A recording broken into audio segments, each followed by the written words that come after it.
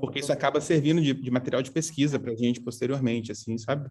E tem muita gente aqui de programas de mestrado e doutorado, acho que 90% aqui do pessoal aqui está em programas de mestrado e doutorado em Direito, ou são professores, então, e acaba sendo ótimo, né?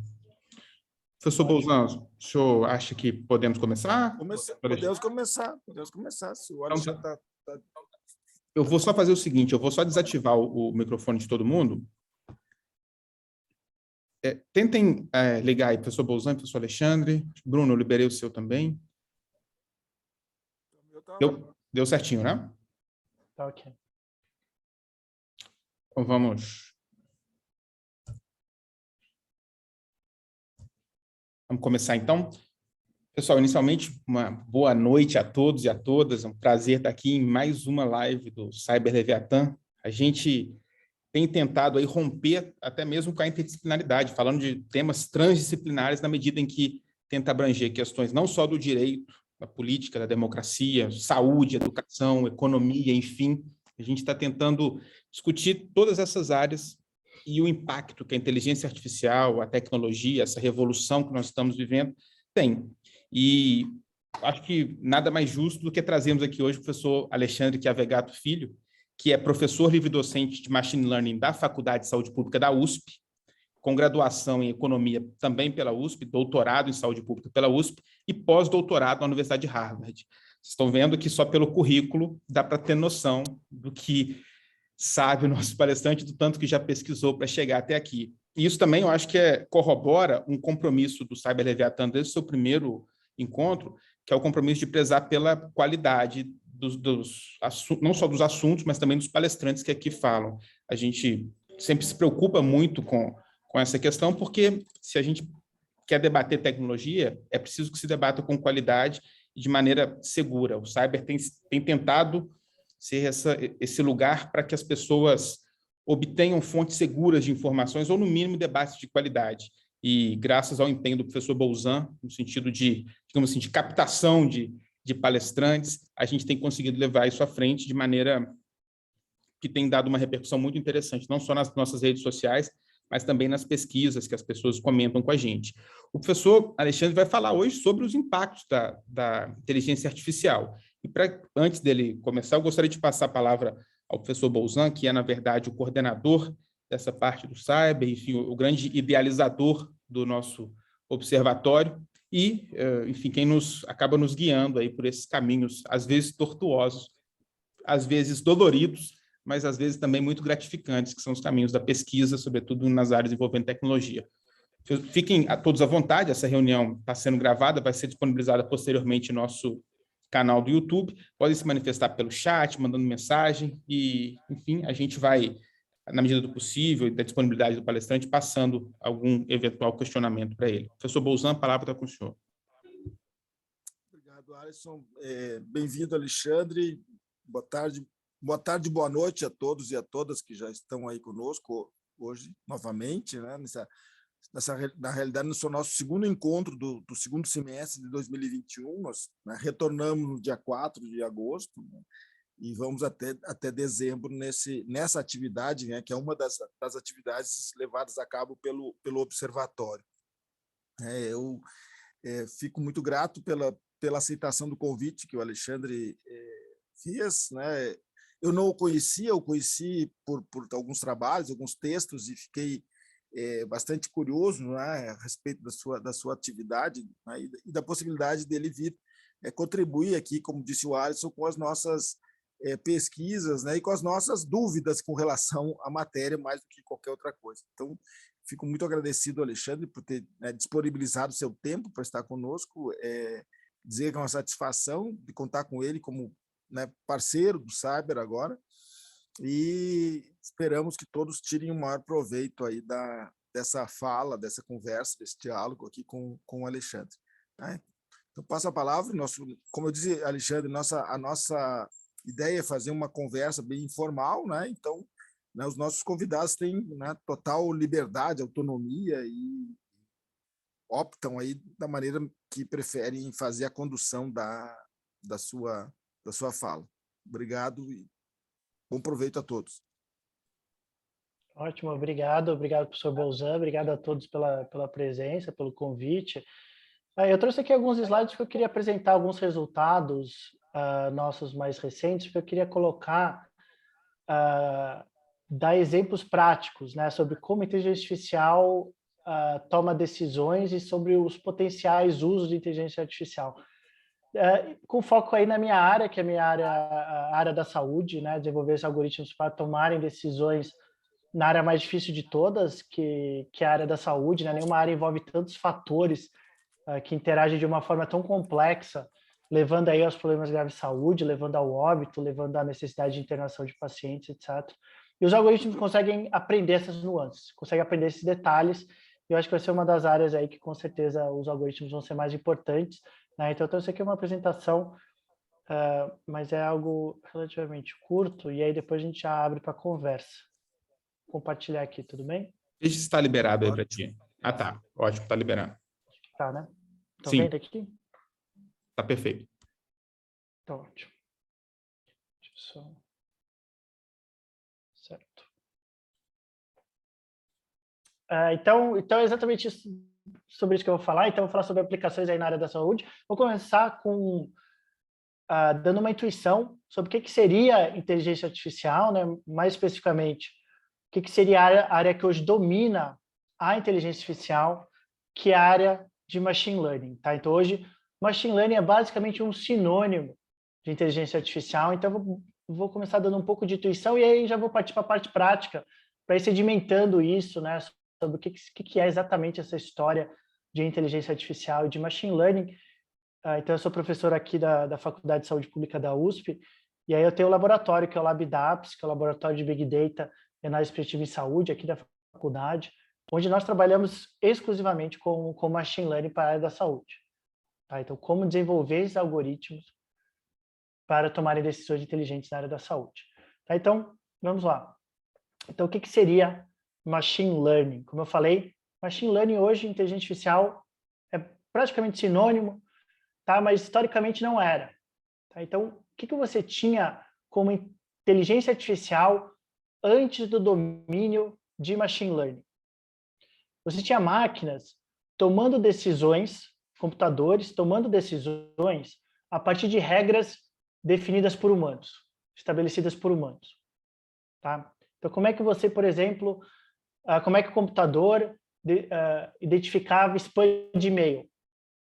Tá? Você inseria no computador as regras para ele identificar o spam de e-mail. Então, você colocava lá na primeira linha de código, spam de e-mail não pode ter meu nome na primeira linha.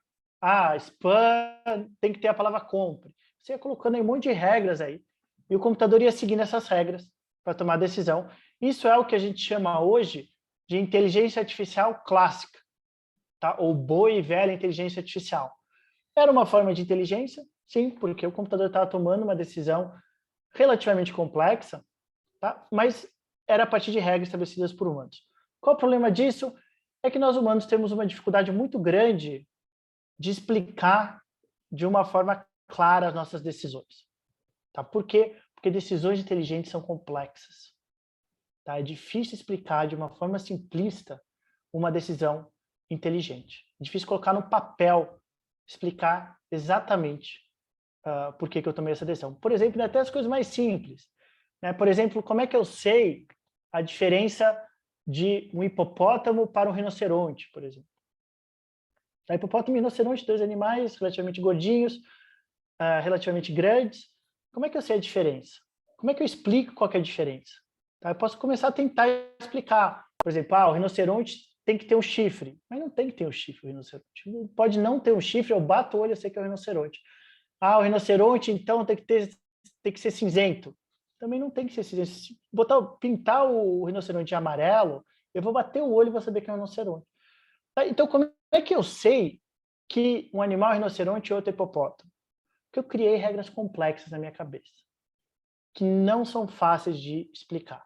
Decisões inteligentes são complexas. Tá? E aí entra machine learning. Tá? Então, machine learning são máquinas aprendendo a tomar decisões, não mais com as regras definidas por humanos, mas aprendendo as regras para tomar uma decisão complexa, uma decisão inteligente, a partir de dados. Tá? Então, o algoritmo, o computador, ele vai aprendendo as regras a partir de exemplos. Então, você coloca ali milhares de fotos de hipopótamo, você fala hipopótamo para essa. E aí você bota milhares de fotos de rinoceronte, você fala, isso aqui é um rinoceronte. Ele vai encontrando padrões nos dados, a partir dos exemplos. E vai desenvolvendo regras complexas e inteligentes para tomar essa decisão. Que é como nós aprendemos também regras complexas e inteligentes. Tá? Então, como é que nós sabemos o que é um rinoceronte e o que é hipopótamo? Porque a gente já viu aí centenas de fotos, ou no zoológico, de rinocerontes e hipopótamo. E aí nós fomos desenvolvendo regras complexas na nossa cabeça. Que, como eu mencionei para vocês, a gente não consegue explicar direito. Por quê? Porque decisões inteligentes não têm uma justificativa simplista. Tá? Se tivesse uma explicação simplista, não seria tão inteligente assim. Seria uma decisão simples, trivial.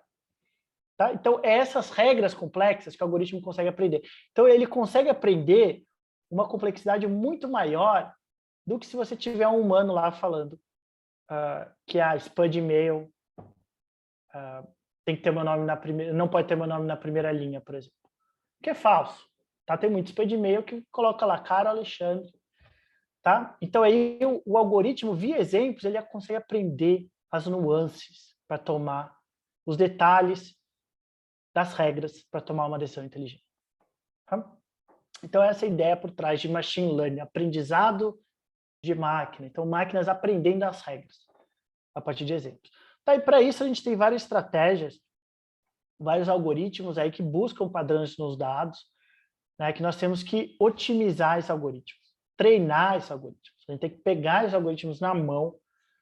Eu costumo dizer que a grande injustiça com nós humanos é a área de se chamar machine learning, quando, na verdade, 90% do trabalho é humano. Tá? E as máquinas acabam levando todos os méritos dessa nova área, mas 90% do trabalho ele é humano. Tá? Então, a gente tem que pegar os algoritmos pela mão e ir lá, botar os dados do jeito que facilita o aprendizado desses algoritmos e checando se eles aprenderam o tempo inteiro. Tá? Então, esse é o objetivo de machine learning, para tomar uma decisão inteligente. Tá? Então, eu tenho uma decisão difícil a ser tomada. Se eu tiver esses dados de exemplos, o algoritmo ele consegue desenvolver as regras. Tá? Por exemplo, no caso da área da saúde, eu quero saber se o seu João, que chegou hoje no meu consultório, se ele vai ter câncer em 5 anos. Tá? Como é que eu faria isso? Eu encontraria dados, né, de milhares aí de pacientes, alguns acabaram tendo câncer, outros acabaram não tendo câncer, e o algoritmo ele vai aprendendo as características de um paciente que fazem com que ele tenha câncer ou ele não tenha câncer.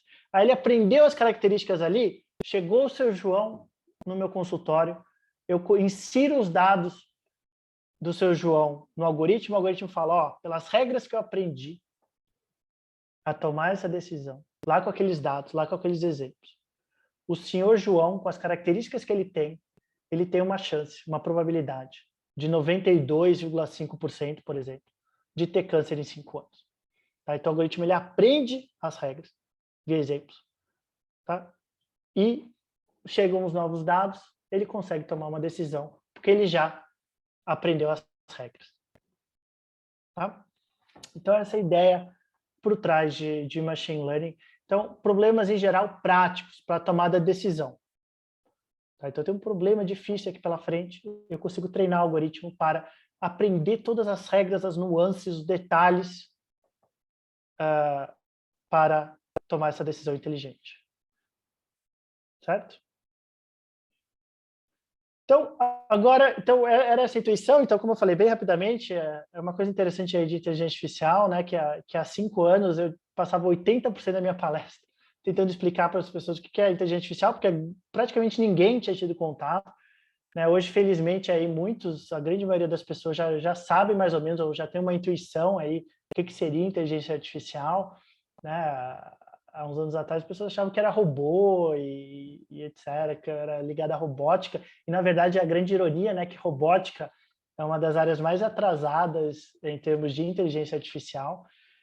E a inteligência artificial não precisa de robótica, né? Então, eu não preciso de um braço para tomar uma decisão inteligente, eu não preciso de uma perna, não preciso de um estômago. Tá? O que eu preciso é só comunicar essa informação inteligente, e o algoritmo consegue comunicar, né, via resultados de código de programação. Tá? Então, essa é a minha intuição assim, bem rápida aí por trás do que seria essa área que está transformando aí o mercado de trabalho e, como eu costumo dizer, a gente só está no início. Tá? Se as pessoas acham que estão ouvindo falar muito hoje de machine learning, eu costumo falar para as pessoas, espera daqui a 2 anos, você vai ver o que eu ouvi falar muito de machine learning. Se em 2 anos acharem que estão ouvindo falar muito de machine learning, esperem mais 2, aí vocês vão ver o que eu ouvi falar muito. Tá? Por quê? Porque estamos coletando muitos dados propícios, né? E a gente estava conversando até antes, que principalmente agora com a pandemia, a gente está cada vez mais online, as máquinas estão aprendendo. Tá? Então, cada vez mais que dados que nós inserimos digitalmente, isso aumenta o aprendizado das máquinas. Tá? Então, estamos coletando muitos e muitos dados, não vamos parar de coletar muitos e muitos dados. E os algoritmos estão ficando melhores, os computadores estão mais rápidos. Né? Então, tudo isso leva à explosão da área de machine learning, como eu falei. Estamos dando os primeiros passos de uma maratona aí que vai transformar nossa vida em sociedade. Certo? Então, agora eu vou dar alguns exemplos, né, para trazer essa intuição para sedimentar essa intuição na cabeça de vocês, tá? Então, primeiro eu vou falar só um exemplo de um artigo que acabou de sair nosso, e aí depois eu vou falar um pouco sobre exemplos da pandemia, tá? Só para trazer aí mesmo para o dia a dia nosso. Tá? Então, esse artigo aqui saiu, como eu falei, saiu agora recentemente, né? Então, foi com financiamento aí da Fundação Gates. O que nós fizemos aqui? Nós desenvolvemos algoritmos para predizer qual o risco de um recém-nascido morrer no primeiro mês de vida. Tá? Dadas as características que o bebê nasce, qual o risco desse bebê morrer no primeiro mês de vida? O que a gente fez? Nós tínhamos dados, foi uma parceria aqui com a Prefeitura de São Paulo, nós conseguimos os dados de 2012 a 2016 de todos os nascidos vivos em São Paulo. E nós fizemos o que com esses dados? Fornecemos para o algoritmo aprender. Tá? Então, 2012, 2016, o algoritmo aprendeu as regras. Então, 2012, 2016, nasceram aí 1 milhão de recém-nascidos e alguns desses foram a óbito. O algoritmo ele foi aprendendo a criar essas regras a partir desses exemplos. Tá? Aí, beleza, aprender com essas regras, vamos trazer os novos dados. Vamos trazer os dados do ano que ele nunca viu, 2017. Nunca viu nenhum bebê de 2017. Vamos falar, colocar os dados dos bebês e ele vai ter que falar se vai morrer ou não vai morrer esse bebê. Certo? E aqui os resultados disso. Então, lembrando, em Machine Learning, nós estamos sempre interessados no futuro. Tá? Ou seja, nós queremos que o algoritmo acerte dados que ele nunca viu antes na vida. Tá? Então, dados que não participaram do processo de aprendizado desse algoritmo. Tem que ser dado novo. Porque é muito fácil se acertar quando ele já conhece a estrutura dessa criança, etc. Tem que ser uma criança que ele nunca viu antes. Tá? Ele aprende lá com os dados passados e a gente vai trazendo os dados, nesse exemplo aqui de criança, de novas crianças. O algoritmo vai falando, essa criança com essas características aqui, probabilidade de 91% de morrer no primeiro ano de vida, e a gente vai lá e checa o que aconteceu com essa criança. Tá? São dados que já aconteceram, né? Então a gente já tem o resultado dessa criança. Tá? O artigo foi um artigo que a gente escreveu em 2019, aí, pelas regras da ciência, só foi publicado esse ano. Tá? Mas todas as crianças já tinham tido um resultado. Tá? E o que a gente encontrou? Então, esse é o gráfico que a gente chama de gráfico de calibração. Então, no eixo do X é a probabilidade que o algoritmo dá para cada bebezinho ir a óbito no primeiro mês de vida, e no eixo do Y é o que de fato acontece com esse grupo de bebezinhos. Tá? Então, quando o algoritmo fala, a probabilidade desse grupo aqui é cerca de 90%. A gente vai lá e checa, e entre esses bebês com alto risco, 90%, cerca de 90% deles, de fato, foram a óbito. Tá? Então, aqui a linha cheia é a perfeição, tá? E a tracejada são os nossos algoritmos.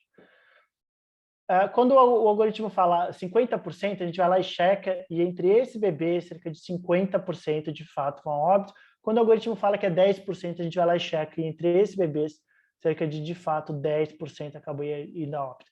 Então, aqui o algoritmo ele conseguiu o que a gente chama de uma boa calibração, que é o quê? Não apenas acertar sim ou não, né? Vai a óbito, não vai a óbito, mas acertar a probabilidade, que é uma coisa bem mais forte. Tá? Da gente conseguir falar para os médicos, 95%, tá? Do que falar simplesmente, eu acho que vai morrer. Tá? Então, a gente dá esse grau de certeza da decisão, que é muito importante. Então, os resultados aqui foram fortíssimos. Aí agora estamos já em conversas para testar esses algoritmos na prática aqui na Prefeitura de São Paulo. Então, agora eu vou trazer alguns exemplos da pandemia, tá? Para trazer ainda mais para o nosso dia a dia a questão da inteligência artificial, a questão de machine learning. Então, a gente tem aqui nosso laboratório, né? Como eu falei, o LabDAPS, Laboratório de Big Data e Análise Preditiva em Saúde, aqui da Faculdade de Saúde Pública da USP. E apesar de toda a crise da ciência, a gente tem a felicidade de ter o financiamento da FAPESP, do CNPq, da Fundação Lehman e da Microsoft. Então, como é que machine learning pode auxiliar numa pandemia? De duas formas. Em primeiro lugar, evitando uma próxima pandemia. Mas como é que machine learning pode evitar uma próxima pandemia? Tá? De duas formas. Em primeiro lugar, monitorando rede social. E identificando queixas inesperadas para alguns lugares. Tá? Que foi uma coisa que foi feita nessa pandemia. Tá? Teve uma startup canadense chamada Blue Dot, que lançou o alerta em 2019, que estava tendo algo estranho acontecendo em Wuhan. As pessoas estavam se queixando de sintomas que não eram comuns em Wuhan. Como não tinha tido uma pandemia assim há 100 anos, obviamente ninguém levou a sério. Tá? Mas eles conseguem registrar, né? Eles demonstram, eles têm demonstrado que, olha, a gente lançou mesmo o alerta, que a gente encontrou muitas queixas de sintomas respiratórios em Wuhan, que não era típico para essa cidade, para essa época do ano. Então, em primeiro lugar, ir monitorando as redes sociais, identificando, tem algo estranho acontecendo aqui nessa região. O pessoal está se queixando muito de algum sintoma que não é normal aqui nessa região. Tá? E as pessoas adoram se queixar na rede social. Né? Então, isso aí não é nenhum problema, principalmente no Twitter. Né? As pessoas adoram reclamar da vida no Twitter. Então, assim, coisa relativamente fácil de ser feita. E hoje a gente já tem várias startups fazendo isso, tá? Tentando predizer uma nova pandemia. Segundo lugar, monitorar serviço de saúde. Tá? Que é uma pesquisa que nós temos aqui no laboratório, que estamos em fase de finalização. Foi uma parceria nossa com a Fiocruz do Rio, que nós fizemos o quê? Nós desenvolvemos algoritmos para predizer, dado que o paciente tem sintoma de arbovirose, qual arbovirose esse paciente tem? Se é dengue, zika ou chikungunya. Tá? E nós demonstramos que o algoritmo consegue aprender muito bem. Então, dadas essas características desse paciente, o algoritmo consegue falar se é zika, dengue ou chikungunya. E qual que é a nossa ideia aqui? É ter esse tipo de algoritmos rodando continuamente no sistema de saúde. Até o momento que ele começa a errar bastante. Então, de repente, o algoritmo começa a não saber que doença essa pessoa tem, que arbovirose essa pessoa tem. Pode ser um indicador de uma nova arbovirose. Uma arbovirose que ele nunca viu antes, que ele não foi treinado para identificar. Então, nossa ideia aqui é que a gente tenha algoritmos que consigam nos dar um alerta. Por exemplo, peraí, aqui em Pernambuco, de repente eu estou errando muito. Pode ser que tenha aparecido uma nova doença infecciosa. Foi o que aconteceu com Zika. Né? Mas Zika levou meses e meses e meses até o alerta ser dado. Né? Quando já estava ali circulando bastante no Brasil. Então a gente tem esse alerta imediato. O algoritmo conseguiu falar, mandar um alerta para nós aqui do laboratório, falando que, estou começando a errar, aconteceu alguma coisa nessa região. Tá? Então, em primeiro lugar, evitar uma próxima pandemia. Em segundo lugar, mitigar uma próxima pandemia. Como é que algoritmos conseguiriam fazer isso? De duas formas. No caso agora de Covid. Né? Então, em primeiro lugar, melhorar o diagnóstico de Covid. Tá? Então, nosso padrão ouro de diagnóstico de Covid é o RT-PCR, o exame de swab, que tem demorado aí vários dias, existem até relatos de semanas para sair o resultado. Tá? E nesse meio termo, o médico precisa tomar uma decisão, né? Precisa tomar decisões sobre isolamento do paciente, medidas preventivas, etc. Então, ele precisa saber qual que é o risco desse paciente de fato, antes da chegada do padrão ouro, que é o RT-PCR, qual o risco desse paciente de fato ter Covid para já isolar ele. Tá? Então, vou mostrar os nossos resultados nesse sentido. Nós fomos o primeiro grupo a descobrir isso no mundo, que com apenas dados rapidamente coletados pelo hospital, era possível dar rapidamente uma probabilidade desse paciente ter Covid mesmo. Em segundo lugar, prognóstico.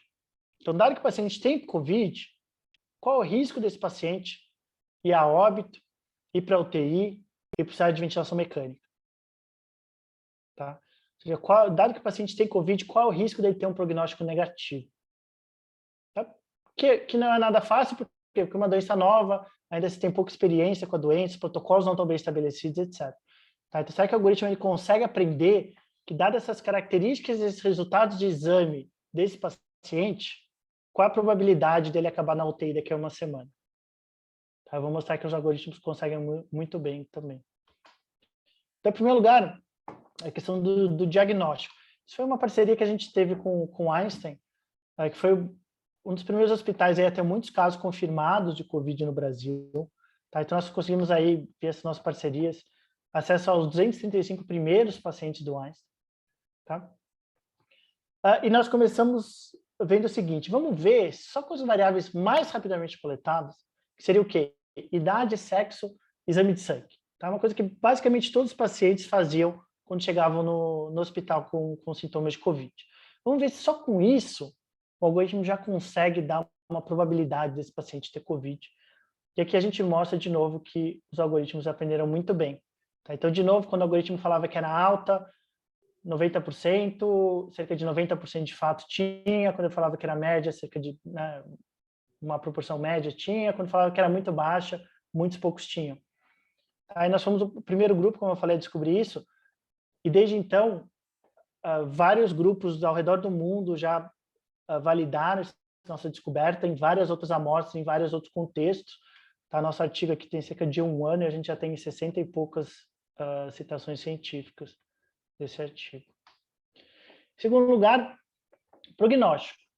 Tá? Então, esse daqui foi um artigo que saiu esse ano nosso também, na Scientific Reports, que é uma revista aí do grupo Nature, onde nós desenvolvemos algoritmos para predizer, dado que o paciente, que foi uma parceria com o Hospital Beneficência Portuguesa, aqui de São Paulo, dado que o paciente tem Covid, saiu o resultado da RT-PCR, deu positivo, naquele momento, a gente consegue desenvolver algoritmos que consigam predizer se esse paciente vai para a UTI, para a ventilação mecânica e vai a óbito.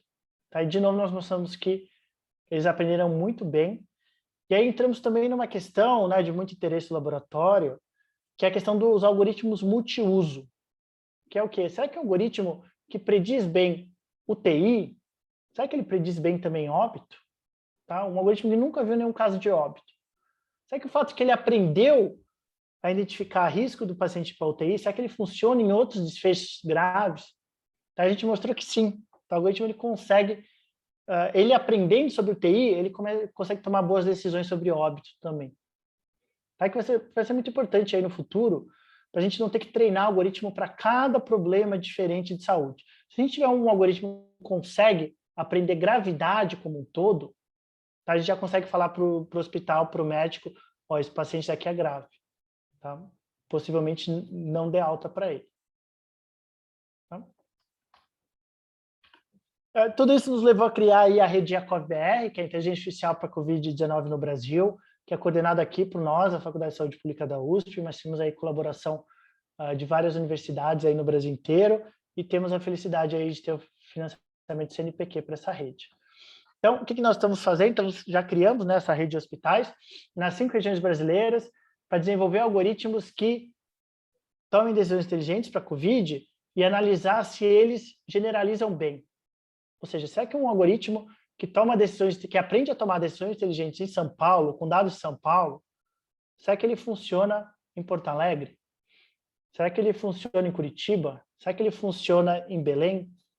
É uma coisa que nós não sabemos ainda em inteligência artificial Então, criamos essa rede aí de hospitais no Brasil inteiro para descobrir exatamente isso pela primeira vez, o quão generalizável são os algoritmos em diferentes contextos socioeconômicos.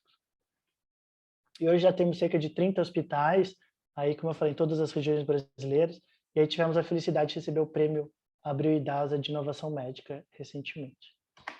Então, era essa a apresentação, então eu queria trazer aí um pouco da intuição, um pouco da questão prática, um pouco da realidade nossa do dia a dia, da pandemia, para ir sedimentando aí um pouco na cabeça de vocês esses potenciais aí usos de inteligência artificial, de machine learning.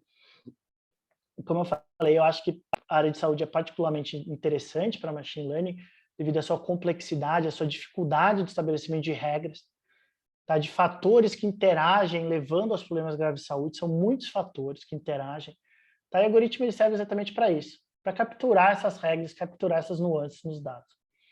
Tá? Então, para quem se interessou, eu dou o curso de verão aqui na Faculdade de Saúde Pública, onde nós colocamos a mão na massa mesmo, né? Desenvolvemos algoritmos com dados reais para tomar decisões inteligentes. Tá? Que é a mesma coisa em todas as áreas, os mesmos algoritmos, tá? Então, um algoritmo que toma decisão inteligente em educação, em direito, é o mesmo algoritmo que toma decisão inteligente na área da saúde. E é aberto a todos, né? As inscrições se abrem em outubro, tá? Mas é aberto a todos. Fiquem atentos aí, se tiverem interesse, ao site da faculdade. E a USP colocou online no YouTube, gratuitamente, a parte teórica do meu curso. Tá? Então, se alguém tiver interesse, é só dar uma olhada lá no YouTube, que as minhas aulas estão lá. Tá? Então, eu queria terminar só com uma reflexão sobre essa questão que hoje, né, algoritmos de machine learning estão presentes no nosso dia desde o momento que a gente acorda, nos auxiliando em decisões, tá? Nos orientando em decisões. Então, quando a gente acorda, a primeira coisa, né, que muitos fazemos é entrar em alguma rede social. Tá? Então, o que aparece lá em cima na rede social? O que aparece primeiro para você quando você entra na rede social? É uma predição de quem que é o teu melhor amigo, do que você quer ler, etc. Isso é algoritmo de machine learning. Tá? Aí você vai lá, você pega o carro para ir para o trabalho. Você normalmente liga o Waze. Tá? O Waze é o aplicativo de trânsito. Né? O que é o Waze? É uma predição de qual é a melhor rota. É um algoritmo de machine learning. Tá? Aí você chega no trabalho, você abre o Google. Tá? O que é o Google? É uma predição de qual site você está procurando. É um algoritmo de machine learning. Tá? Aí você chega em casa e pensa, pronto, acabou. Estou livre de machine learning, acabou a orientação dos algoritmos na minha vida. Você vai lá e abre o Netflix. O que aparece ali como sugestões para você? Né? O que é aquilo? É uma predição de que série você quer assistir, de que filme você quer assistir. É um algoritmo de machine learning que aprendeu com os seus dados. Tá? Então, no nosso dia a dia, do momento que a gente acorda, do momento que a gente vai dormir, nossa vida é orientada já por algoritmos de machine learning. Como eu falei, a gente só está no início. Está nessa grande transformação que a gente vai ter. Mas o que esses algoritmos estão permitindo para nós? Estão permitindo a melhor alocação dos nossos bens mais valiosos, que é o nosso tempo e o nosso dinheiro. Tá? Então, clicar num site que não é o site que eu estou procurando, não é isso que me torna humano. Ir numa rota de trânsito que vai me que vai me fazer ficar parado ali, perder tempo, não é isso que me torna humano. Assistir uma série que eu não quero assistir, não é isso que me torna humano.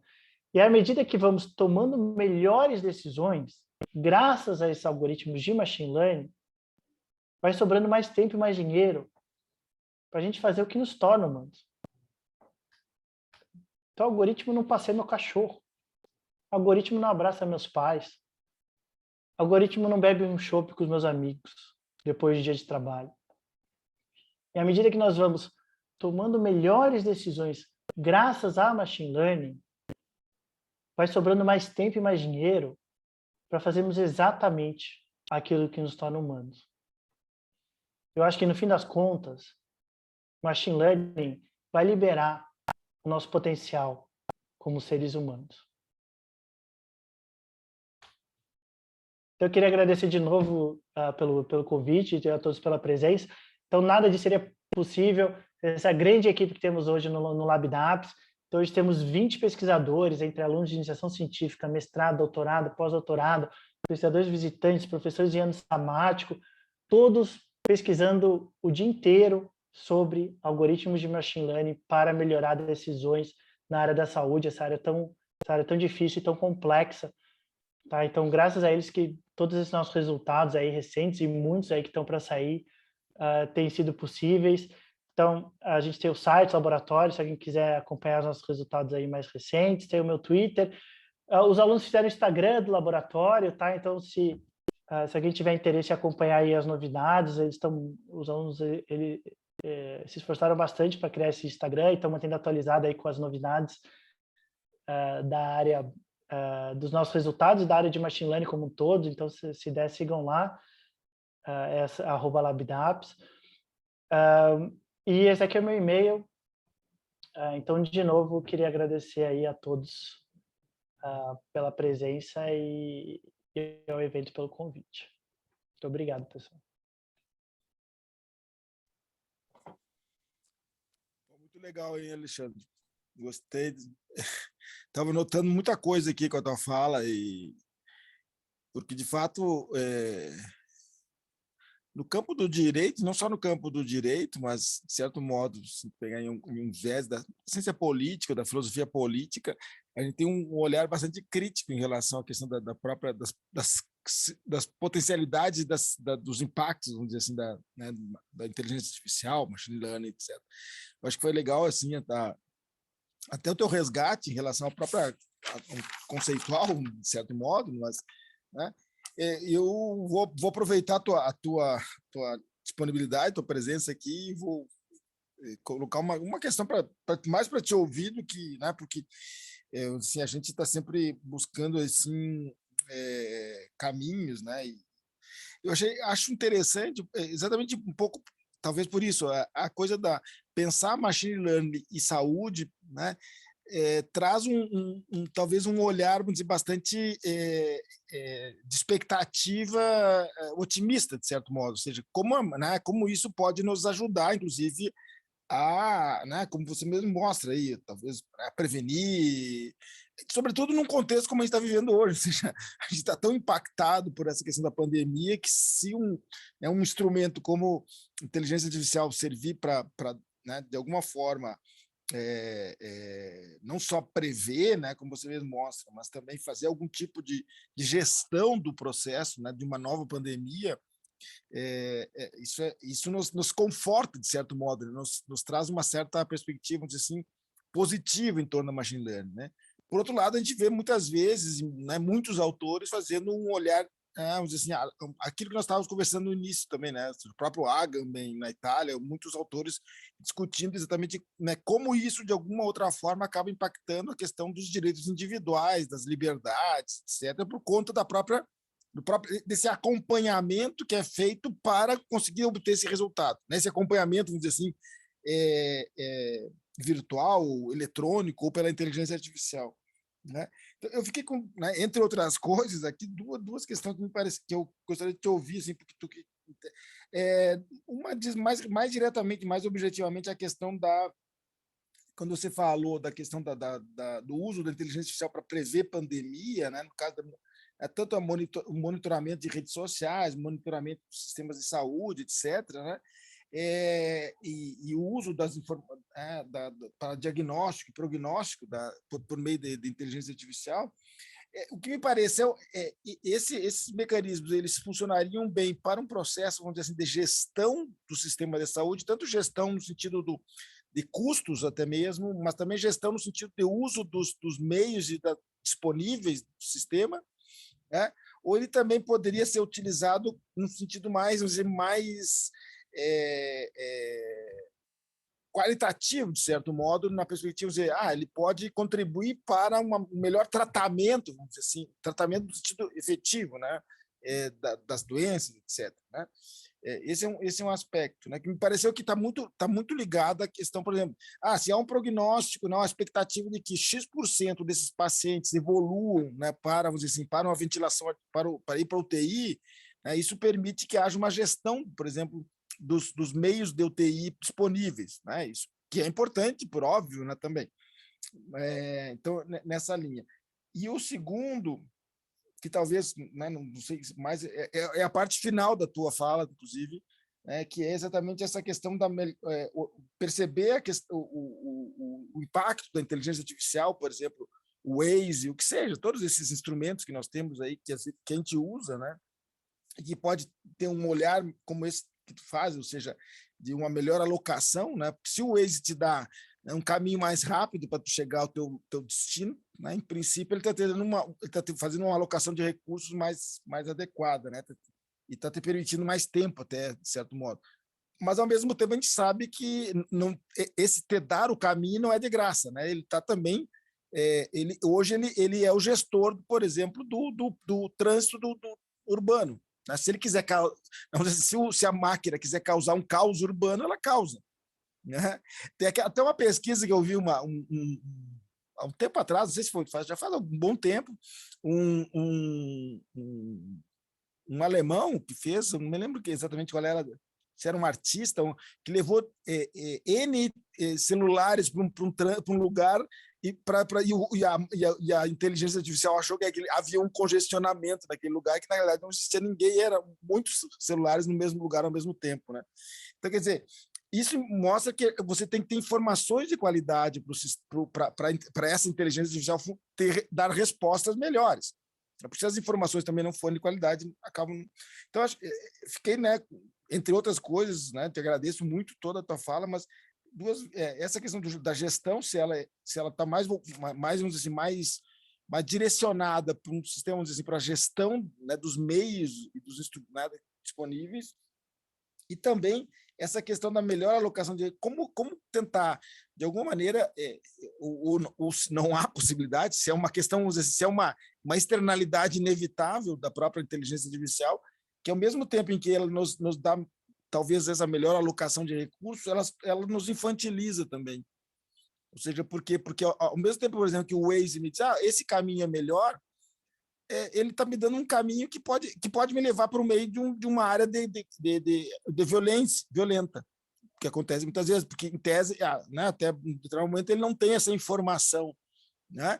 Mas, ao mesmo tempo, ou então ele me tira a oportunidade de eu ir para um caminho mais longo, que tenha árvores, que tenha um rio, que eu possa ter ser mais agradável. Né? Esse tipo de questão que eu queria te colocar aí, mas... Estou impactado aqui pelas questões muito interessantes. Obrigado, professor Bolzan.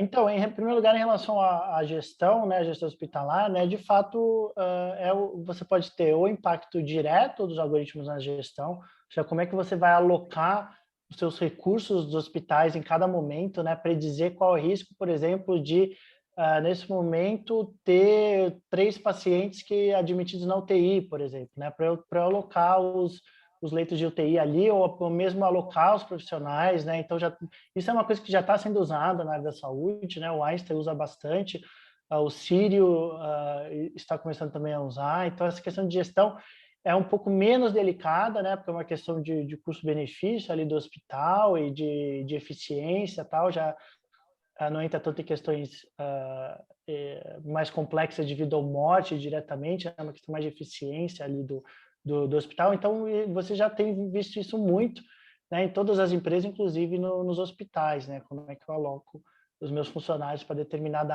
área, predizendo a demanda que eles vão ter em diferentes áreas. E mesmo quando a gente desenvolve algoritmos para a prática clínica, você também tem um efeito no custo, né? Então, por exemplo, nós estamos agora com uma pesquisa de predição de alocação de pacientes para órgãos, né? Então, pacientes que estão na fila de transplante, né, quais deveriam ser prioritários, no sentido que, se eu der, como é que eu maximizo o tempo total de vida dessa fila inteira? Tá? E isso daí leva a quê? Leva a diminuição dos custos, diminuição do tempo de internação dos pacientes. A gente está até com alguns projetos, né, que você tem um procedimento que é bastante caro, mas que melhora muito o prognóstico dos pacientes. Se eles precisarem de diálise, né, então a gente está predizendo quem vai precisar de diálise para as operadoras aceitarem pagar esse tratamento. Tá? Esse tratamento prévio. Porque a gente vai, né, a nossa ideia é mostrar para os operadores, a gente está conseguindo falar muito bem quem vai ter esse problema, vale a pena vocês pagarem essa intervenção cara aqui, porque essa pessoa vai precisar entrar em diálise e vai ter um custo muito grande. Então, vamos evitar que essa pessoa entre em diálise, vamos diminuir o custo de vocês e diminuir e melhorar o bem-estar do paciente que não vai precisar mais ficar em diálise.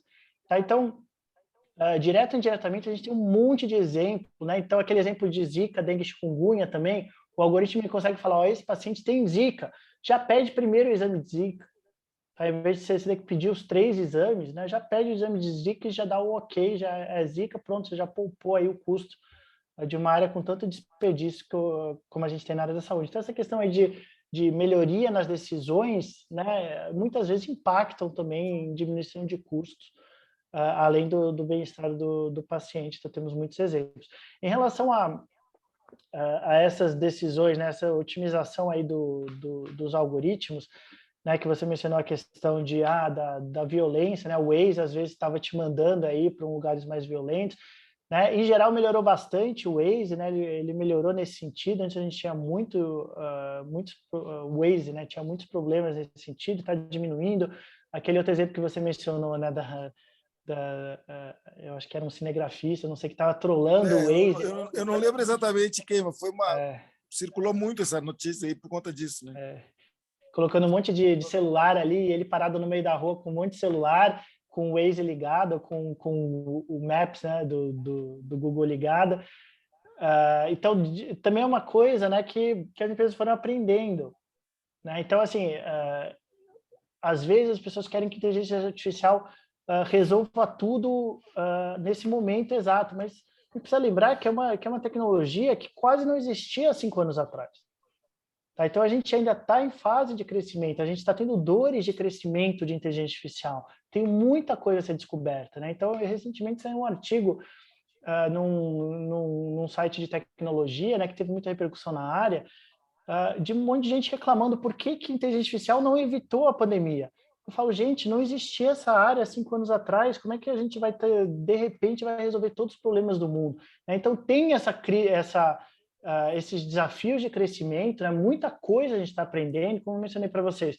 Eu não sei ainda se o algoritmo inteligente em São Paulo funciona em Curitiba. Então, é uma coisa básica aí que a gente ainda não sabe. Por quê? Porque a área não atingiu esse nível de maturidade. A gente não tem gente suficiente trabalhando com isso. Né? Obviamente, está aumentando bastante, etc. Mas, assim, há 5 anos nem tinha esse curso aqui na USP para os alunos, né? Você tinha que fazer um curso em inglês. Então, é tudo relativamente novo, né? Então, tem muitos desses erros aí que a gente vai vendo bastante aí na mídia, né? Que vão sendo aprimorados aí com o tempo, né? E é uma coisa natural aí da área, né? E a área é bem aberta aí a críticas, né? A gente mesmo critica bastante, né? E a gente precisa dessas críticas, porque a gente quer melhorar a área, e todas as críticas, né, em geral, praticamente todas as críticas, elas são resolvíveis, né? São problemas técnicos aí que a gente vai, né? Como, por exemplo, né, o Waze te levando para regiões de violência. São problemas técnicos, é só você corrigir o Waze para não fazer mais isso, né? Desnecessariamente levar para regiões com alta taxa de homicídio, com alta violência. Nessa questão de você ter 40 celulares aí no mesmo metro quadrado, também é uma coisa que você consegue resolver. Então, tudo isso, assim, a área vai crescendo, a área vai se desenvolvendo, e os ajustes, eles têm sido feitos aí, e é bem natural, né? Então, de conclusão, né, eu queria colocar isso, é uma área que tem 5 anos, tá? Então, assim, tem muita coisa, e como eu coloquei no início, é 90% humana a área. Apesar de chamar machine learning, inteligência artificial, é 90% humana. Tá? Então, de fato, pode ocorrer erros ali, ainda tem muita coisa que a gente tem que aprender. Tá? Então, estamos levando aí no nosso tempo e aí vão acontecer mesmo esses ajustes aí que a gente tem que fazer naturalmente na área. fiquei pensando aqui, Alexandre, na nossa área até mesmo, essa mesma lógica, por exemplo, a gestão de alocação de recursos, até recursos humanos, por exemplo, no sistema de justiça, em todas as seus campos de atuação, ela é bem factível por conta disso, ou seja, você tem uma expectativa, por exemplo, de um aumento de demandas em determinada área, que você possa alocar melhores recursos, etc. Nesse sentido, ela é muito, objetivamente falando, ela é muito, muito útil, né? Talvez.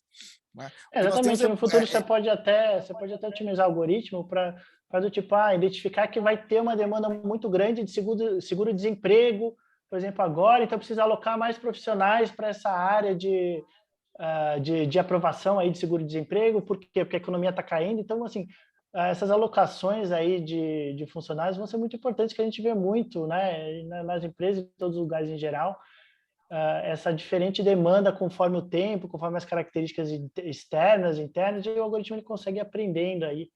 Por exemplo, eu vou precisar contratar mais profissionais para essa área, porque essa área está crescendo muito, está com muita demanda, né? Então, toda essa alocação aí, o algoritmo pode ajudar bastante. Eu tenho mais coisa aqui, mas eu vou deixar, não sei se tem alguém que tem alguma pergunta, que eu não olhei aqui o chat, se tem alguma. Hein, Alisson? Alguém pode continuar aí, professor. O pessoal está mais uma aqui, ó, que eu estou vendo aqui, ó, o Ivonaldo mandou direto aqui. Nessa questão de predição, um impacto profundo em direitos fundamentais, da importância da LGPD. Será que conseguimos conter de forma positiva, pois as informações podem ser usadas para, por exemplo, carcomer a democracia? Acho que é uma questão que, como eu disse, na nossa área, ela tem muitos impactos, né? Inclusive, aproveitando aqui, Alexandre, quando se fala essa questão mais preditiva, né? A gente tem dá um certo calafrio para a área do direito, né? Sobretudo na área do direito penal, né? Aquela questão, vamos dizer, Minority Report, né? Ou seja, você predizer o pré-crime, essas coisas são muito complicadas, né? E até mesmo talvez na área da saúde, né? Existem muitos riscos assim de vigilância também de pessoas, né? Então você tem relatos aí de algumas cidades aí na China, eu acho que alguém mencionou aqui a China, onde as pessoas estão recebendo score de bom cidadão, né? Não sei se vocês assistiram o Black Mirror, mas tem um episódio que é sobre isso, né? Você vai recebendo score de bom cidadão e como você tem câmeras em todos os lugares, né? Você passou literalmente fora da faixa de pedestre, atravessou a rua fora da faixa de pedestre, a câmera pega isso, pega que é você e diminui teu score de cidadão. Por quê? Porque via reconhecimento facial, né, que é exatamente essa questão aí que no direito, em geral, tem sido barrado. Então, muitos estados aí dos Estados Unidos, inclusive a Califórnia, que é o mais tecnológico, já barrou essa história de reconhecimento facial para procurar o crime, porque tem muitos problemas aí por trás de como você treinar esse algoritmo por trás, né? Tem muitos problemas de preconceito aí do algoritmo, preconceitos diretos e indiretos que podem surgir disso, né? Além do preconceito humano, que obviamente sempre existiu e sempre vai existir, você tem o risco de ter algoritmos mal feitos aí e ainda não é a fase, né? Então ainda é, de novo, uma área que ainda está crescendo, a gente ainda está tendo os debates aí necessários para o crescimento da área. E no direito também, a gente tem alguns exemplos aí, também de algoritmos que aprenderam coisas erradas, né, e estavam auxiliando aí juízes nos Estados Unidos, né, e acabando levando a decisões preconceituosas. Em geral, decisões preconceituosas por causa de humanos, tá? Porque eles aprenderam com dados humanos. Tá? Esse é o grande problema aí, porque o algoritmo não cria preconceito, né, mas ele repete preconceito nos dados. Tá? Então, se você tem dados preconceituosos, né? Por exemplo, né? O que estava acontecendo nesse exemplo que ficou famoso aí com os juízes nos Estados Unidos? Você tinha um algoritmo... exatamente.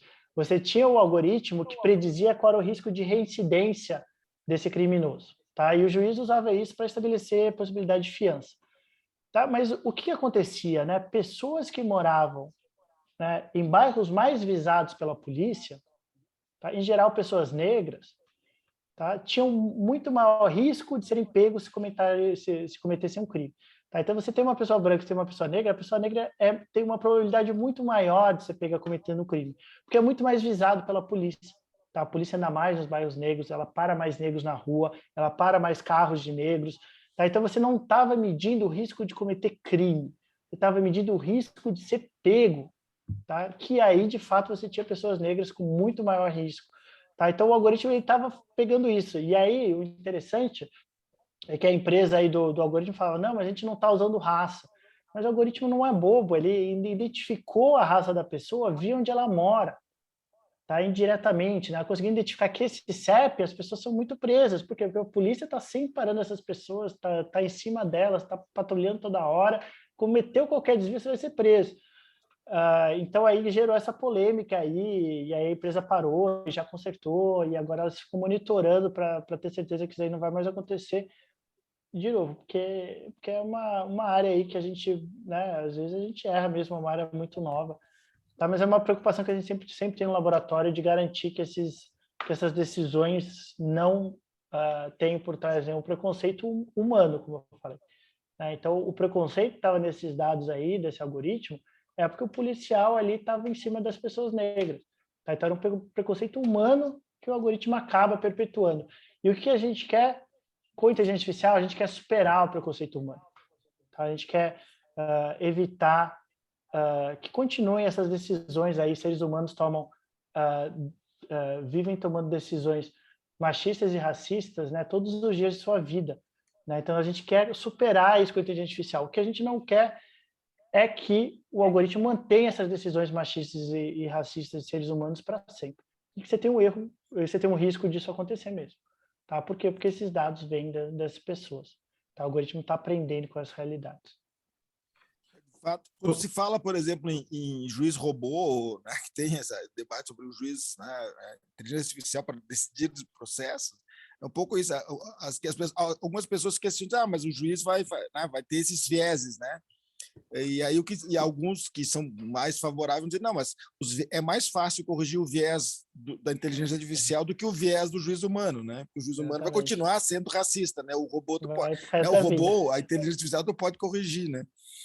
Exatamente. Então, a inteligência artificial você corrige, né? Você adiciona uma linha de código ali, você corrigiu. Como é que a gente corrige um juiz machista, um juiz racista? Não vai corrigir, ele vai ser assim para o resto da vida. Professor Bolzan, professor Alexandre, o senhor tem tempo aí? Porque o professor Rafael Miziari, que é doutorando na USP, também gostaria de fazer uma pergunta, pode? Sim, claro. Tranquilo aí? Professor Rafael, fica à vontade. Aliás, eu descobri que ele é doutorando pela USP porque o algoritmo aqui do Zoom me contou. A gente não se conhecia antes. Fica à vontade. Legal. Maravilha. Boa noite a todos e a todas. É um prazer estar aqui. Parabenizar as redes sociais, o conteúdo produzido e o professor Alexandre pela exposição. Eu já acompanho há algum tempo o Cyber Leviatã e eu pesquiso no doutorado discriminação algorítmica, que é algo que realmente se fala bastante, sobretudo no direito do trabalho. É o meu objeto de pesquisa lá no doutorado. E eu acabei estudando um pouco de fundamentos de inteligência artificial. E, por coincidência, quando eu fiz esse curso de fundamentos de inteligência artificial, eu estudei um pouco da inteligência artificial aplicada à saúde. E lá tinha a questão do reconhecimento de exames de imagem. Então, hoje se faz um exame de imagem, se leva para o médico fica lá, né? De acordo com a experiência que ele tem. E o que eu vi foi que agora, com a evolução, comparando com milhares de outras imagens, a inteligência artificial vai conseguir detectar isso imediatamente. Olha, essa imagem é dessa doença, ou enfim. E como que ficariam esses profissionais da área da imagem, né? Os radiologistas? Porque agora, se a inteligência artificial vai reconhecer vai dar o diagnóstico a partir do exame da imagem, como fica a situação desse profissional, né?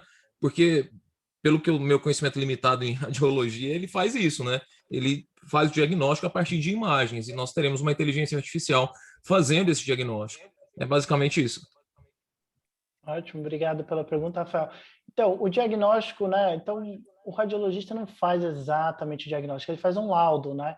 Por quê? Porque uma área não é tão exata assim a questão de imagem, tá? Porque existem vários graus aí da doença, existe a possibilidade de progressão, existe o comprometimento de diferentes órgãos, por isso que é uma área de médica, né? E não é uma área técnica ainda. Então, o que o algoritmo ele consegue fazer? Ele consegue falar para o radiologista, ó, essa área aqui está estranha, tá? Essa área daqui está com cara de câncer. tá? Essa área daqui está com cara disso, essa área daqui está com cara disso. Ele vai lá e seleciona essa área e o médico, o radiologista, né, com essa informação e com as outras informações que ele recebe do prontuário, ele faz um laudo, né, sobre o que vai acontecer com esse paciente. Tá? Então, há um tempo atrás se falava que a gente precisava parar de treinar radiologista. Né? Por quê? Porque a inteligência artificial vinha aí, ia substituir, etc. O que está acontecendo hoje? A radiologia é uma das áreas com maior salário na medicina. Tá? Nos Estados Unidos já é a segunda. Tá? No Brasil está crescendo muito rapidamente. Isso por quê? Por causa de, em geral, de duas coisas. Alguns médicos estão com medo de inteligência artificial e não querem se especializar em radiologia. Em segundo lugar, está diminuindo o custo de você pedir uma imagem. Porque os radiologistas estão mais produtivos, tá? Estão mais eficientes no seu laudo. Então, as pessoas estão pedindo mais exames, os médicos, né, os outros médicos estão pedindo mais exames de imagem, né, porque elas sabem que vai chegar rapidamente para mim, porque agora o radiologista tem acesso a toda essa tecnologia. Em segundo lugar, vai vir com melhor qualidade. Então, na dúvida, eu vou pedir um exame de imagem. Tá? Então, tem aumentado a demanda por radiologistas.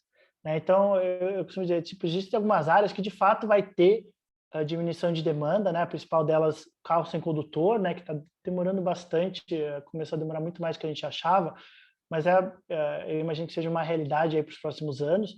De fato, vai ter a substituição de alguns motoristas ali. Mas na área da saúde, na verdade, vai aumentar a demanda por profissionais de saúde. Tá? Até o radiologista, né, que normalmente, historicamente, era o exemplo, né, que se dava de como profissional de saúde vai perder o emprego, né, e era o pior de todos, está aumentando a demanda para o radiologista. Então, os salários do radiologista eles estão explodindo hoje, e é exatamente por causa disso, porque eles estão mais eficientes, estão tomando melhores decisões, as pessoas estão pedindo mais exame de imagem. Tá? E a tendência é só que aumente, né? E não vai ser substituído por quê? Porque é uma decisão médica ali. Não é tão clara a questão de imagem, né? Você tem a questão de comprometimento de vários órgãos, tem a questão de progressão. Então tem muita coisa ali que precisa de um diagnóstico mesmo médico ali, usando toda a informação por trás, etc., que não é tão simples, né? E não é tão determinístico, né? Você precisa de um humano ali por trás, tomando essas decisões. Então, assim, mesmo nessa área, a tendência é que aumente bastante a demanda por profissionais de saúde e as pessoas vão começar a ir mais ao médico. Da mesma forma que elas estão começando a pedir mais exame de imagem, porque estão vendo que o laudo está vindo cada vez melhor, né, a decisão está vindo cada vez melhor, as pessoas vão começar a ir mais ao hospital também, pelo mesmo motivo. Tá? Elas vão começar a ver que, sempre quando eu vou no hospital, meu problema é resolvido. Tá? A melhor decisão é tomada. O medicamento correto me é indicado. Por quê? Porque agora os médicos estão usando aquele robozinho ali no prontuário deles, pedindo aquelas orientações do robozinho e tal, e estão tomando a melhor decisão possível. Então, por que eu vou ficar em casa, aqui passando dor, sem saber o que eu tenho, quando é só eu ir no hospital que o meu problema está resolvido? As pessoas vão começar a ir mais, né? Procurar mais profissionais de saúde. Tá? Isso vai aumentar a demanda para esses profissionais, vai aumentar o salário desses profissionais. Tá? Eles vão se tornar mais eficientes e mais precisos. Né? Então, em geral, né, na área da saúde, os efeitos são bastante positivos. Obrigado, Alexandre. Tá? Tomara que isso aconteça na área jurídica também, aumente a demanda dos profissionais, porque parece que está sendo o inverso.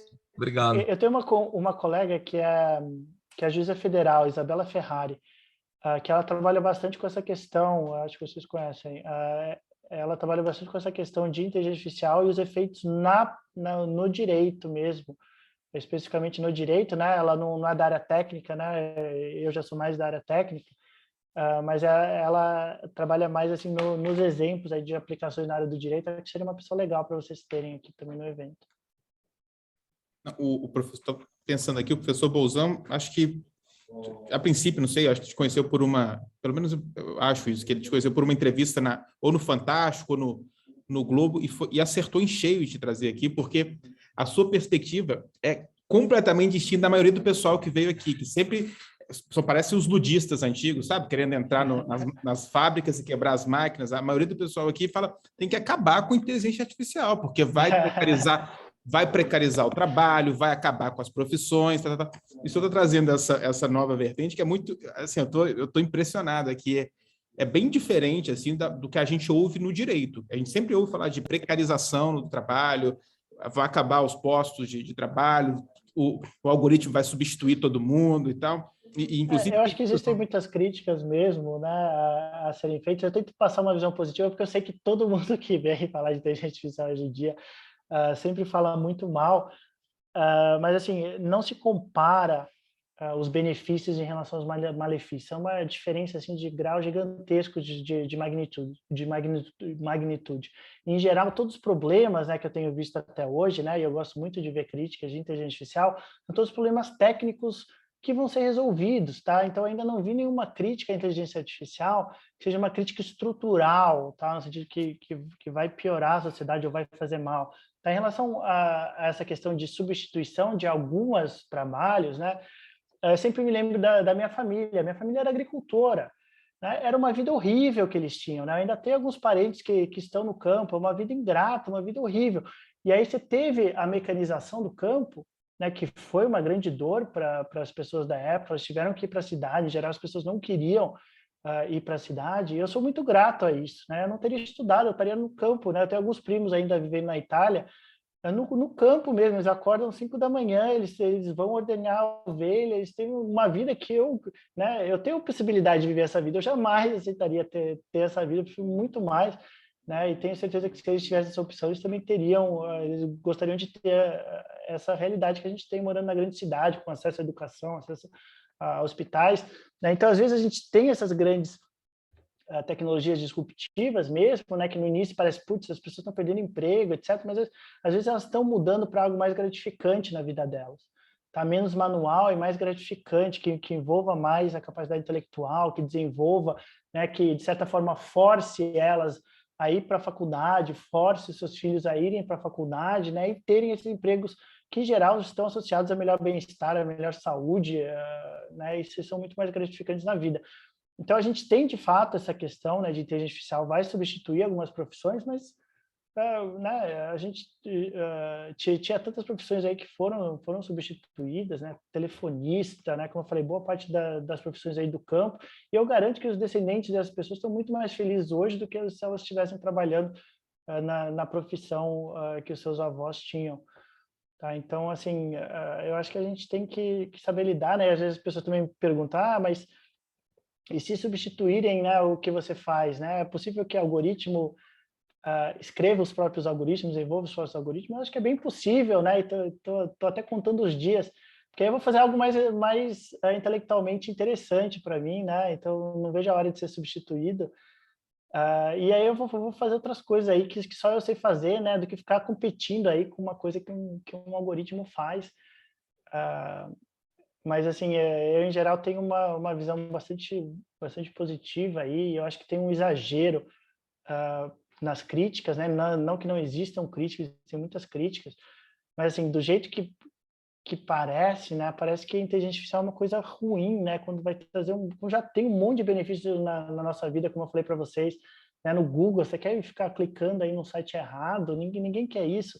Assistir uma série que não quer assistir, ficar preso no trânsito, o médico ficar tomando decisões ruins para você, erradas para você. Então, assim, né, os benefícios são imensos e os problemas a gente vai resolver como comunidade da área, a gente vai aprendendo, a gente vai resolvendo.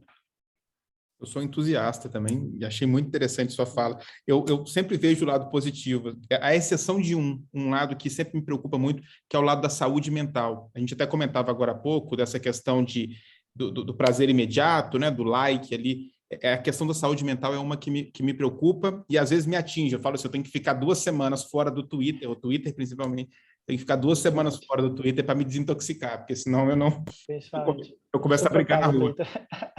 Eu Eu começo a adoro brincar. Twitter, mas é insuportável. É insuportável. É uma mentalidade assim de crítica de tudo, né? E aí você começa a ter muitos seguidores no Twitter, tudo que você escreve, a pessoa já interpreta da pior forma possível e já quer arrumar uma briga. Mas assim, eu tive muita sorte, eu sou a primeira geração que cresceu com a internet, né? Eu tinha internet aos 13 anos, né? Então você vai criando uma crosta, assim, que às vezes eu vejo que meus colegas com mais idades não criaram essa crosta, né? De que a grande maioria das coisas que são escritas na internet precisam ser absolutamente ignoradas, né? No momento que são escritas, né? Então eu tive essa oportunidade de crescer como adolescente na internet, então eu sinto que eu sou um pouco mais calejado em relação a isso, mas de fato tem muita coisa tóxica na internet e a gente precisa cuidar da nossa saúde mental e saber e parar de procurar essas coisas imediatas, né? Esses benefícios imediatos aí que às vezes a gente tem com esses likes aí. Sensacional. Professor Bolzan? Eu estou aqui pensando também, já estamos 19, 22 agora, mas é muito interessante, né? Até a questão que o Rafael colocou, Alexandre, também me chamou a atenção. A gente ouve, até uma curiosidade minha, deve ter melhores informações a respeito disso, né? Por exemplo, nessa área da imagem, né? Exames de imagem, etc.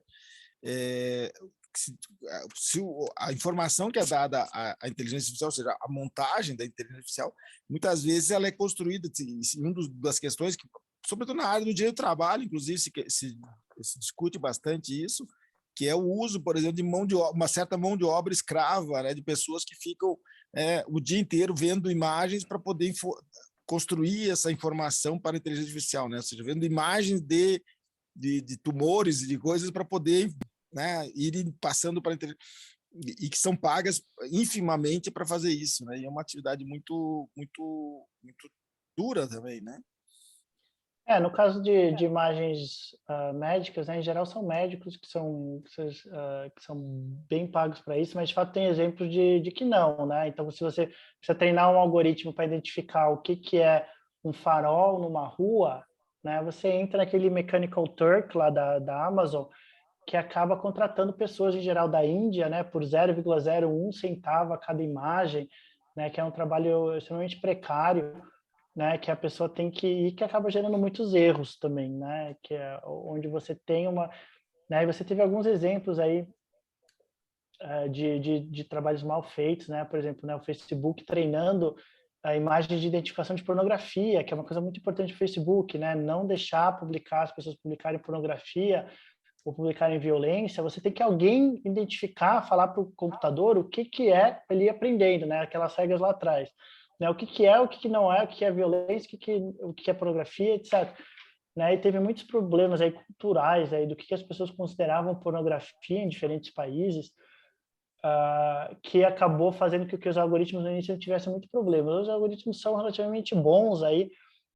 Não recomendo ninguém publicar uma pornografia no Facebook, mas se tiverem curiosidade, publiquem, né? Em princípio, na hora, já nem te deixa publicar, né? Identificar, isso aqui é pornografia, não pode publicar. Por quê? Porque você teve um algoritmo ali que aprendeu a identificar pornografia via essas definições aí humanas, né? Porque você tem que ter um humano falando. O algoritmo não sabe do zero o que é uma pornografia. Ele tem que aprender via humanos, né? Então, os humanos falam, isso aqui é pornografia, isso aqui não é, isso é, isso não é, isso é, isso não é. Mas erro e acerto, né? Porque aconteceu no caso, muitas vezes, de publicação, por exemplo, de obras de arte e foram taxadas de pornografia e retiradas, né, pelo sistema. Não, e existem até uns exemplos interessantes no início, né? Então, de novo, aprendizado aí, né? Dores de crescimento, que estavam colocando 2 homens se beijando com pornografia, né? Esses funcionários aí da Índia, né? Em lugares mais conservadores ali, né? Então, 2 homens se beijando para eles era pornografia. Então, eles iam lá e botavam um flag e o algoritmo conseguia identificar que 2 homens se beijando era pornografia. Então, assim, existem muitos erros aí humanos por trás, e por isso que a gente tem que ter muito cuidado com os dados que a gente alimenta o algoritmo. Tá? O algoritmo ele vai repetir preconceitos aí que estão nos dados humanos, como sempre. Né? Então, assim, é uma coisa que nós sempre temos muita atenção aqui no laboratório, quão confiáveis. Por isso que o Covid é tão interessante, porque a gente entrou de cabeça em Covid, porque é o mesmo diagnóstico em todos os lugares, né? O RT-PCR feito relativamente da mesma forma no Brasil inteiro, então você não depende de ter um médico qualificado ali que saiba identificar, você não tem muitas variações regionais também, então é muito importante você ter essa padronização e essa qualidade dos dados para treinar algoritmo, que é uma coisa que a gente sempre fala, né, em machine learning, entra lixo, sai lixo. Se você bota no algoritmo lixo, o algoritmo vai te dar lixo como resultado também. Né? Então, essa questão dos dados é fundamental. Isso gerou uma discussão com muitas feministas recentemente, porque taxaram como pornografia mulheres amamentando. Aí eu cheguei a ver algumas postagens a esse respeito, as pessoas reclamando. É interessante falar sobre essa própria questão da discriminação algorítmica mesmo. Professor, acho que a gente deveria liberar o nosso palestrante aí, porque a gente já está abusando dele, embora esteja absolutamente sensacional. Eu estou assim, Não, certeza. para mim é um prazer. Contando com a parceria. Agora, como ele é um parceiro do Cyber Leviatã aí, né, Alexandre? Contamos contigo aí. Foi muito legal Prazer. mesmo, assim, acho que Sempre que me não só chamarem, uma... à medida Eu que vocês disse, forem não só uma... avançando aí, às vezes inteligência artificial e quiserem conversar sobre um tema, eu acho que essa para os próximos anos, eu acho que vai começar a ser mais essa tendência, né? Então, minhas apresentações em geral, elas acabam sendo muito geral, né? Porque as pessoas estão aprendendo o que é, mas eu acho que daqui a uns anos a gente vai ter coisas super específicas aí. Né? Então, sempre que tiver interesse em coisas mais específicas, é só me chamar, é um prazer. Beleza. Quando tiver alguma novidade também, é só dizer para nós aí que nós estaremos à disposição também para recebê-lo, né? É importante e o trabalho, além de tudo, o trabalho que vocês estão fazendo é um trabalho relevante em termos sociais também. Eu acho que isso né, é uma característica. Eu acho que a Faculdade de Saúde Pública da USP é reconhecida por isso, né? Tem feito muita coisa. Né? Comentava contigo, tenho uma amiga particular que atua aí também, né? Então, a professora Sueli Dalari também foi uma pessoa que esteve durante muito tempo na faculdade, né? Agora a gente tem o Fernando então, Aitti também, que também é muito interessado em questões digitais e direito em saúde, também é um bom convidado para esse tema. Contamos com isso. Te agradecemos muito, Alexandre, foi muito legal, foi assim, muitas informações e muitas questões que né, se inauguram a partir da tua fala, e eu acho que assim, nessa atividade do Cyber, que são esses encontros, né?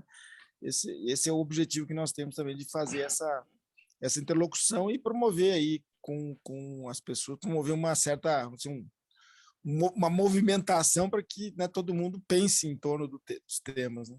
Então, te agradecer muito, valeu, e agradecer aos que estão conosco também, né, mais uma vez, né, que continue aí, porque brevemente, já na próxima quinzena, já estaremos de volta aqui. Legal. Contigo, Eu que Alisson. agradeço, pessoal. E aproveitar também para chamar o pessoal para nos seguir lá no Instagram, @cyberleviathan, deixei aí no chat, no YouTube, no Facebook e LinkedIn. Até LinkedIn nós criamos recentemente.